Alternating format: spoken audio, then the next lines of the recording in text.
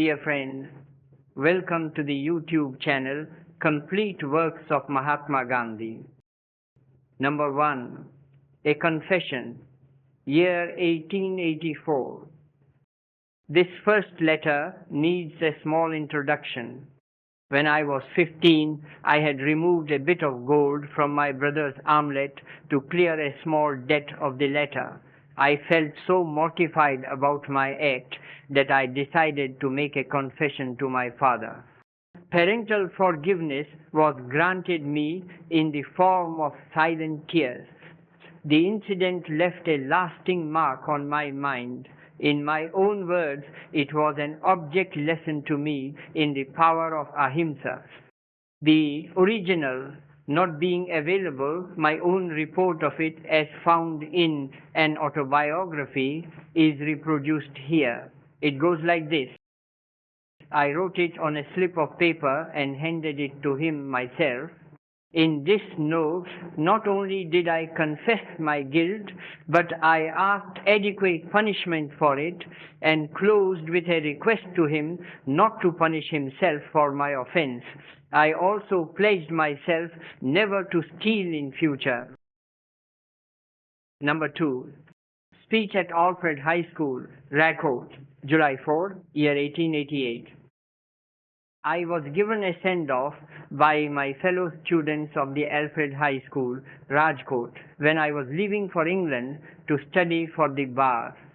In an autobiography, it says, I had written out a few words of thanks, but I could scarcely stammer them out. I remember how my head reeled and how my whole frame shook as I stood up to read them and said, I hope that some of you will follow in my footsteps, and after you return from England, you will work wholeheartedly for big reforms in India. That's all it was. Number 3. Letter to Lakshmidas Gandhi from London, Friday, November 9, year 1888. Respected brother, I am sorry that there has been no letter from you for the last 2 or 3 weeks. Your silence is due, perhaps, to your not having heard from me, but it was impossible for me to post any letters before I reached London. That you should not have written to me on that account is indeed surprising.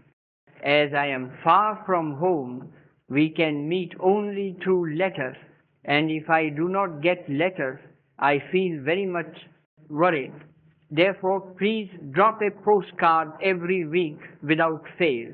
I would not have been anxious if you did not have my address, but I am sorry that you have stopped writing after having written to me twice. I joined the Inner Temple on Tuesday last. I will write in detail after I hear from you next week. The cold here is now bitter, but such bad weather generally does not last long. In spite of the cold, I have no need of meat or liquor. This fills my heart with joy and thankfulness. I am now keeping very good health. Please give my respects to mother and sister-in-law. Dear friends, we heard about 3 letters of the initial days of my life. In the next episode, we will read some curious writings from my London diary. Thank you all.